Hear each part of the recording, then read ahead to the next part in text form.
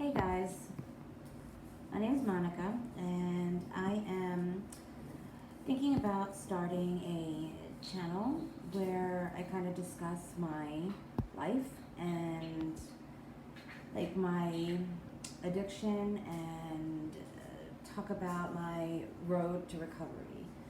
Um, Basically, I was maybe in my 40s when I finally got serious and decided to uh, take my recovery seriously and actually get help. It was either that or die. Um, I really had those two choices, and that was it. And thank God I chose the path of recovery. Thanks to my mother, of course, who really helped me, and she found somebody to talk to me and basically, helped me get into a recovery program. So if it wasn't for my mom, I might not be here today. I do owe her my life two times over, when she gave birth to me, and again when she saved my life from addiction. So thank you, Mom. I love you. You are the best. And, ultimately, I had a pretty good childhood. I guess I'll start from the beginning, my childhood. And, I grew up in Bucks County, Pennsylvania, beautiful part of the country. I grew up on a farm, and, I think that's where my love for animals came from, was from my father, mostly. I think my mom could have, taken or leaving the animals. She really, she was fine without them. But I remember as a child, I would always be in the barn with the animals, especially if I got in trouble. My dad always told me that he could find me in the barn, hiding in one of the animal stalls. So yeah, that's definitely where I got my love for animals from. But when I was young, like I said, my childhood was pretty decent, and my parents did get divorced when I was about 12 or 13 years old. My mom is an alcoholic, and she went away for treatment. And then I guess during that time when she was away, they decided that their marriage just really wasn't worth saving. So they did end up getting divorced. And that was a really difficult age for me because I was just, coming into my adolescence and kind of needed a mom around. But unfortunately, she was dealing with her own health issues and life where she needed to take care of herself at that time. Unfortunately then, and when I was that age, I didn't completely understand. But being that I'm older, now I do. So my dad, he raised me and my older sister, who is 6.5 years older than me. And, he did the best he could. He was an owner of a country western nightclub, so he was gone all the time. So basically, we raised ourselves. My sister, she was about 18, so she moved out of the house early as she could, which left me on my own. And so that was a little difficult, but you know what? I got away with a lot of stuff. Had a lot of fun when I was young. Unfortunately, got into a little trouble, but not much when I was that age. I was actually a pretty good kid. my dad met his new wife at the nightclub, and she, I'd say, was about 15 years younger than him. And she was actually very close to my sister's age, which, my sister had some issues with that. And, I think we both had issues with the fact that my dad had another woman that he found in his life. She's not a mom, so of course you're going to have issues, right? But we did the best we could, welcoming her into the family. And she was pretty decent in the beginning. She was kind of like a friend. And she would take me places. She would take me to the nightclub so I could see my dad. And, I thought I was like the coolest thing ever, because here I am, 13, 14 years old, hanging out at a nightclub, country western nightclub, when I was just, early teens. And so yeah, I thought I was the shit. Here I am riding the mechanical bull and having a great time, talking to the bartenders as they're pouring me Cokes. But they took care of me. They watched out for me, and they were a good group of people at my dad's club. So basically, I guess when I was about 14, we had to sell the farmhouse, and we moved into this little tight-knit development. And it's like your neighbors were on top of each other. You could put your hand out the window and shake your neighbor's hand, basically. That's how close we were. And that took a lot of getting used to.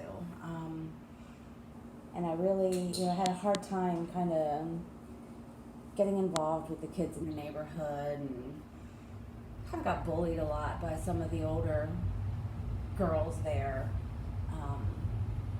which, that really affected me. It was getting to the point where I didn't even want to ride the school bus to school, and I would always make excuses that I was sick and I didn't want to go to school. And that started affecting my attendance at school. But ultimately, I did make it through school, and I graduated high school by the skin of my teeth. And when I was 18 years old, I moved out with a boyfriend that I was dating. We moved into a little city called Allentown, and this old ass apartment that basically you had to use your gas oven as a heater. Turn the oven on, open the door, and leave that running all night long. So yeah, that was some memories. We made it there close to a year. Unfortunately, that relationship was abusive. He was pretty physical with me, and I remember I worked at a store, I think it was called Clover, and I was a cashier there. And some of the other cashiers would always question me about, why are you bruised up? Why do you have all these bruises on your arm? Is something going on? And I would always tell them, no, that's just me, fair-skinned. I bruise easily. I walked into a wall. I hit myself on something. Always had an excuse. And I just never wanted to admit to anybody what was happening to me. So, that just kind of flew by the wayside. And finally, I just couldn't take it anymore. I ended up moving home and broke up with him. And it was probably the best thing I ever did.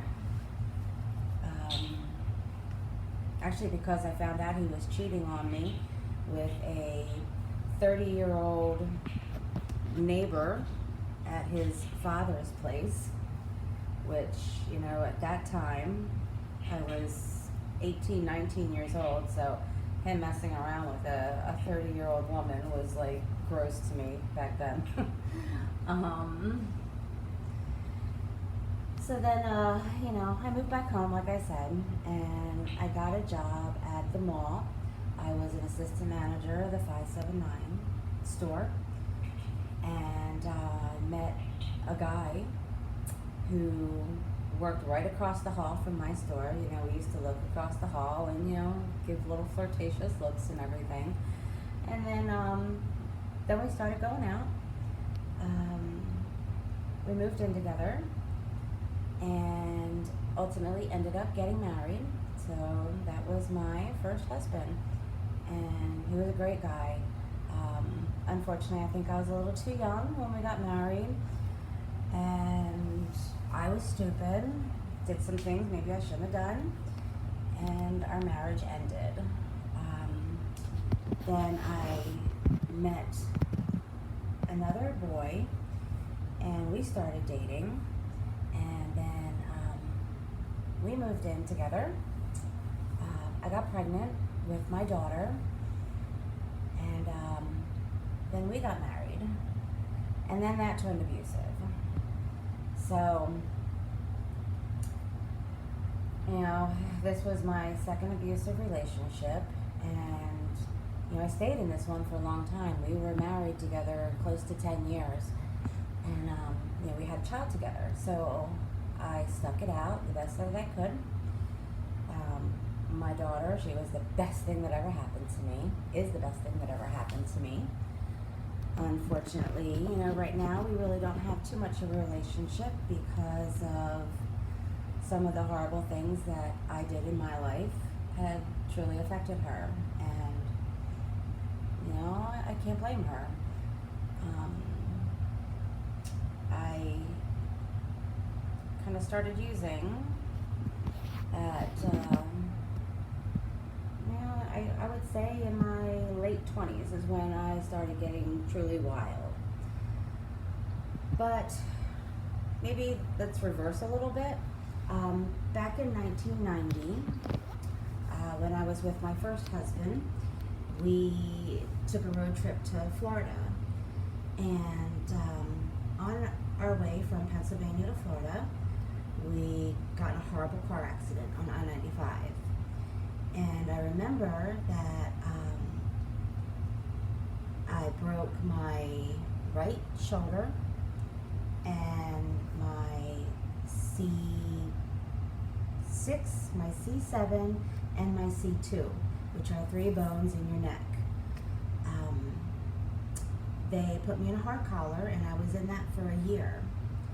Well, the doctors, they prescribed me Tylox, which is an old opiate from back in the 90s.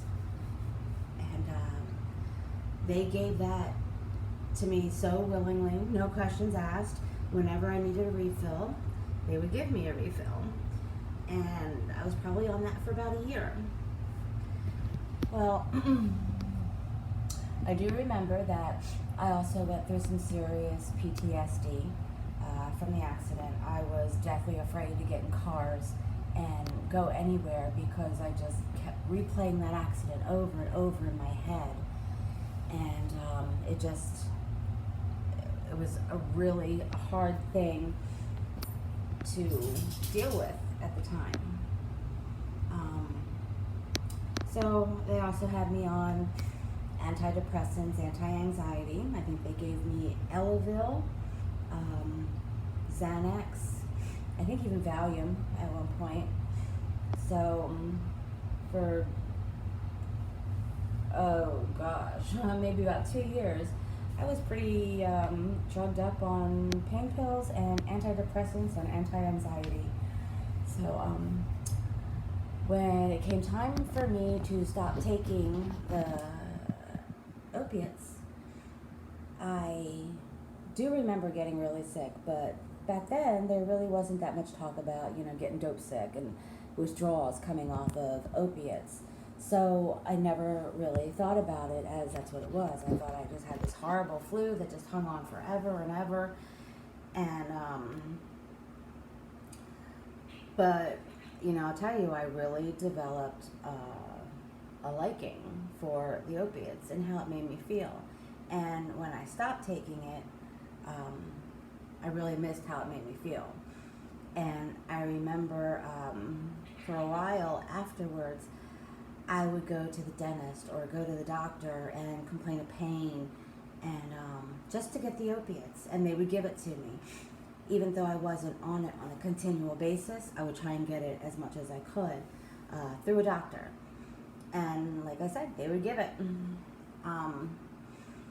So, that went on for years. And then, probably maybe